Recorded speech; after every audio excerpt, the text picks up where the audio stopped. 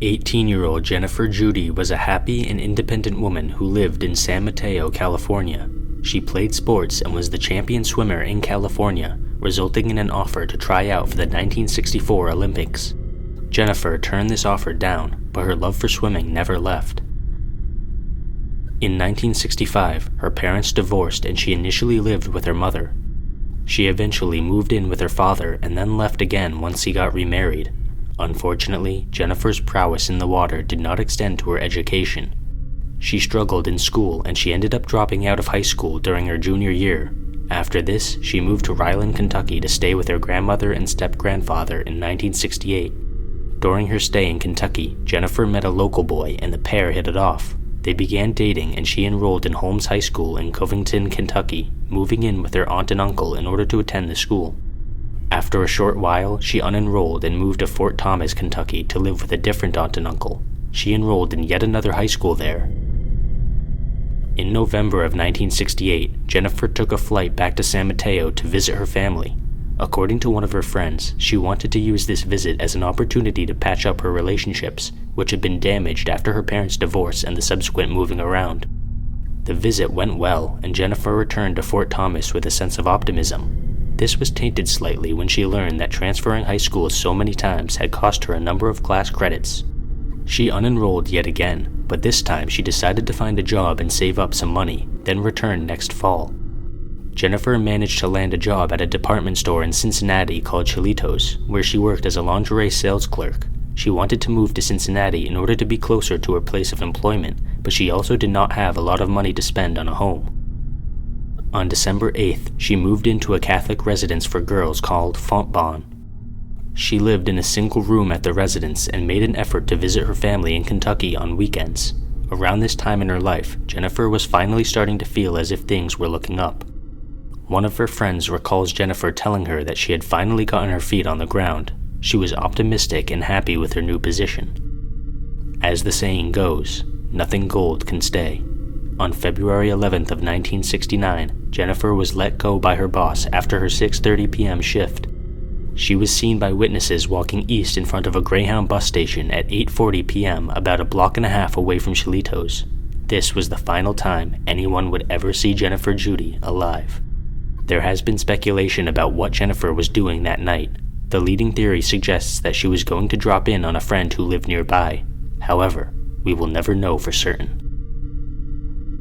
At 9:25 p.m., an employee for Earl's Insurance Agency arrived at the building at 311 Pike Street with the intention to pick up some work he had left behind. It was an annoying inconvenience for the man, who most likely wanted to go home and relax. The night only got worse when he discovered Jennifer's partially clothed body laying in front of the entrance. The employee called the police immediately and the body was confiscated. The cause of death was obvious. Jennifer had been stabbed repeatedly, most likely at the same place where she was found. Her wallet was found across the street and her keychain was in the middle of the street. This suggested a struggle in which the killer had either forced her across the street or chased her. Either way, the result was the same. A witness reported having seen a man running down the street roughly a block away from the crime scene at 9:10 p.m. He was described as an African-American male who was around 5'6" to 5'8" and wearing a brown jacket with a red scarf. This man became suspect number 1. During the investigation, 3 more witnesses came forward when police went door to door. They were all women who lived in the Ana Luis Inn, which was another female residence.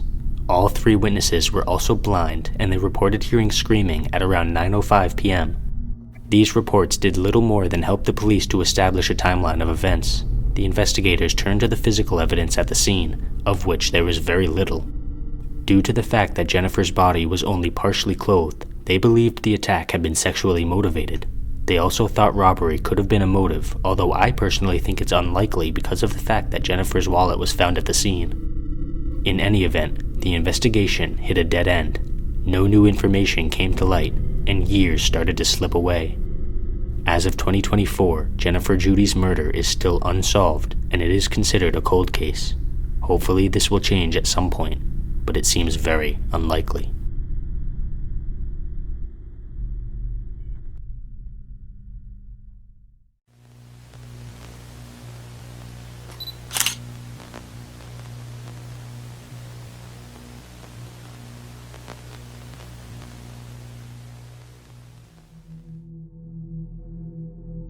"14-year-old Lisa Hessian was a very bright schoolgirl from Leigh, Greater Manchester, England. She excelled in her academics, but she was also a talented athlete, running cross-country for Leigh Harriers and participating in gymnastics.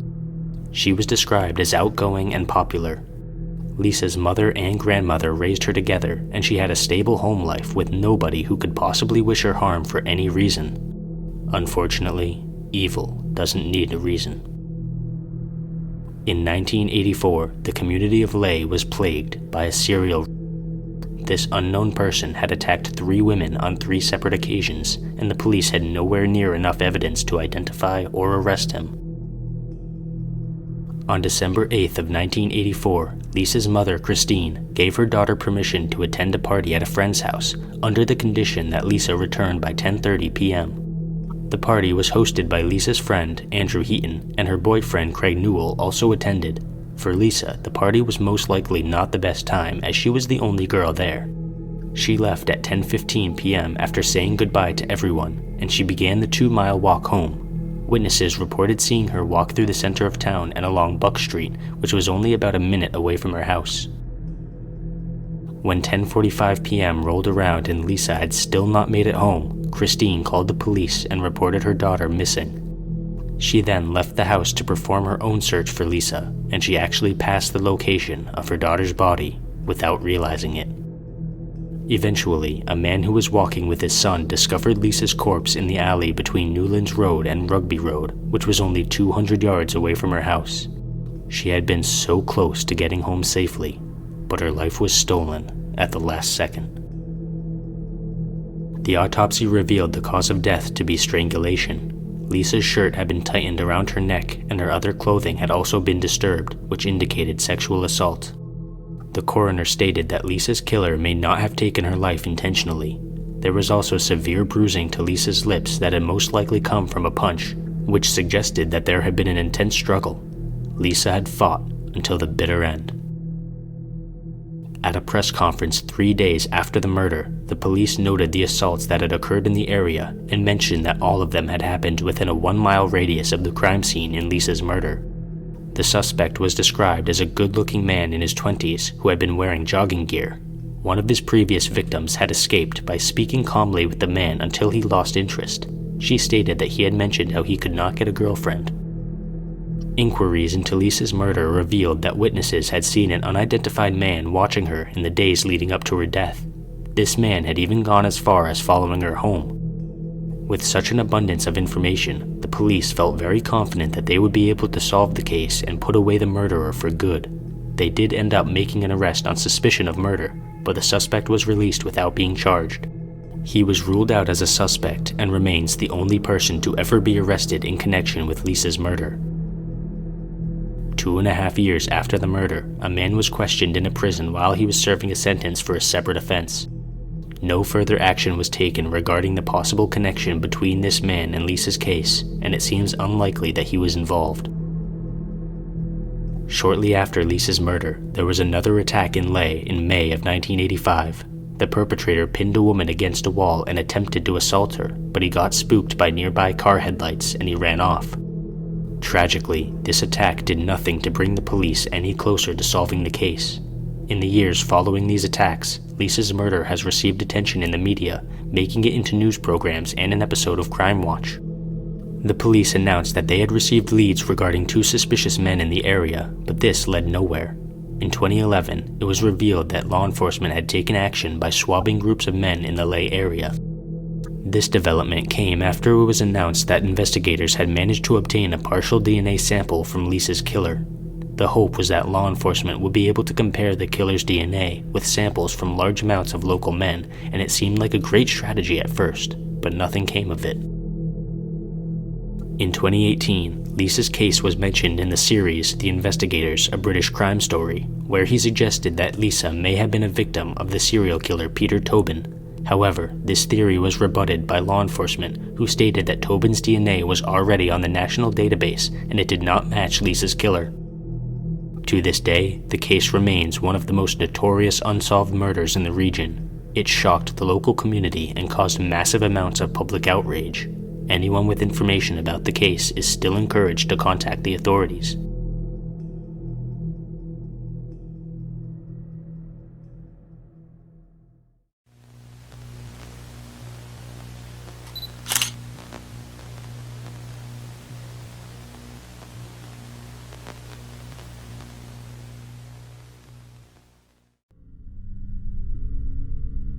June 12th of 2000 was Valentine's Day in Brazil. A day of love, passion, and commitment. A day of an unspeakable incident. A day where a woman would meet a fate even worse than death. Vitória, Espírito Santo, Brazil. A woman was seen by witnesses allegedly running away from an unknown pursuer. She looked frantic and desperate to get away from whoever it was who was chasing her. She ran into the middle of a busy street in the center of the city, and she was struck by a bus. The authorities were contacted and the woman was immediately rushed to the São Lucas State Emergency Hospital. She underwent several surgeries, but tragically remained in a coma. Nothing the doctors did could wake the woman up. The hospital staff eventually gave their coma patient the nickname Clarina because she did not have any identification on her at the time. Seeing as she was in a coma, she obviously had no way of communicating her identity, so even though she was alive, Clarina was essentially a Jane Doe. Investigators attempted to take her fingerprints, but they were too worn and faded to be of any use.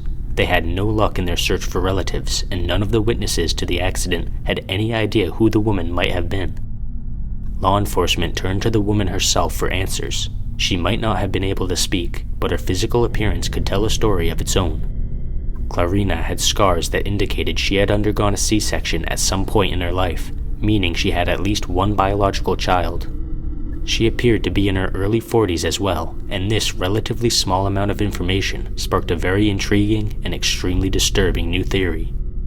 Sometime in the 1970s, a child went missing from Guarapari, Brazil, under suspicious circumstances. The child's family was originally from Minas Gerais, but had been on vacation at the time. Due to Clarina's age and the fact that she had given birth, the investigators believed that her child might have been the missing child. The timeline certainly seemed to add up, but detectives had to be sure. They ended up tracking down the parents of the missing child, and they used DNA samples to confirm that Clarina was not related to the missing girl in any way.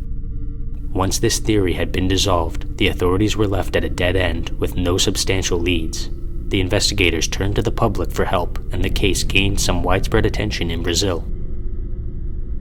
In 2016, a report was published that stated 102 families had contacted the authorities to inquire about Clarina, believing she may have been their missing relative.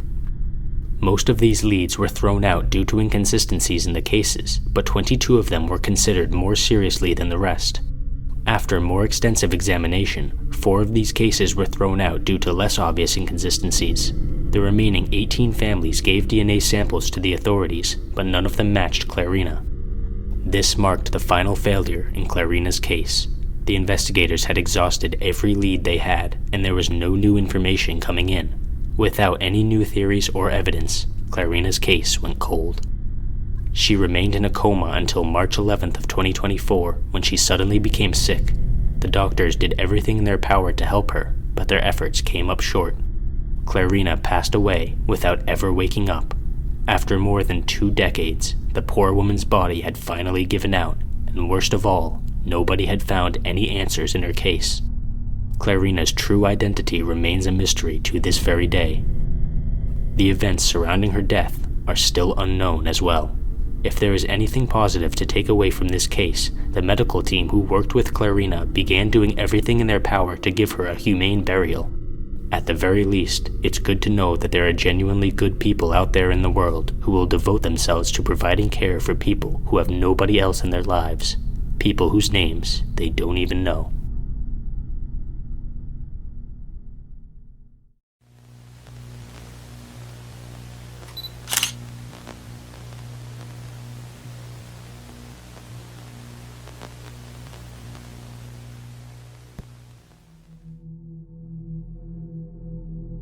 "20-year-old Genie Quinn moved from Florida to Texas after her father died in order to provide comfort for her mother, who lived in Texas.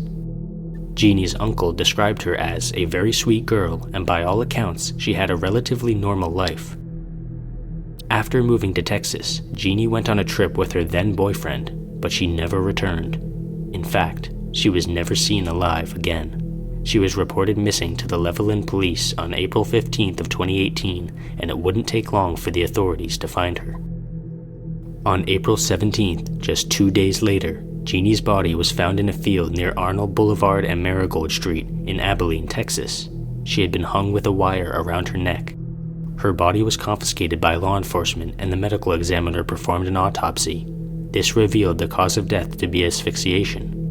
Intriguingly, the medical examiner described the scene of the crime as a staged hanging. The authorities had reason to believe that Genie would not have been able to hang herself in the way that she was found, which meant that they were dealing with a homicide.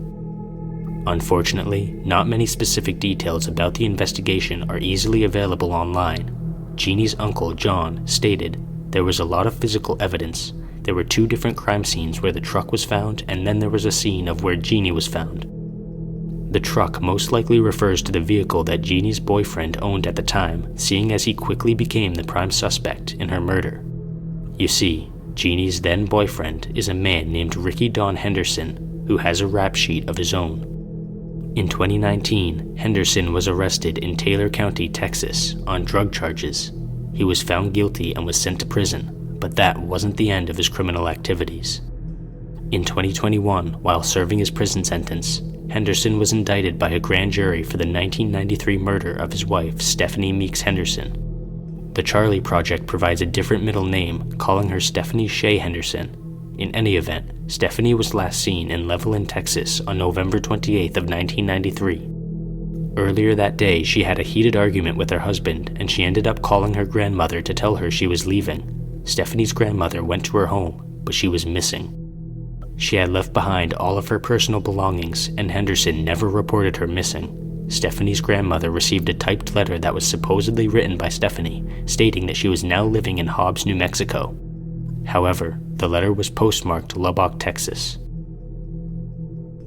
In 2004, the authorities took a DNA sample from the saliva on the envelope in which the letter had arrived, and they compared it to a DNA sample taken from a strand of Stephanie's hair. They did not match, and the sample taken from the saliva actually belonged to a man. This was what led to Henderson's indictment. If nothing else, the probability that Henderson murdered his wife shows a willingness to commit murder.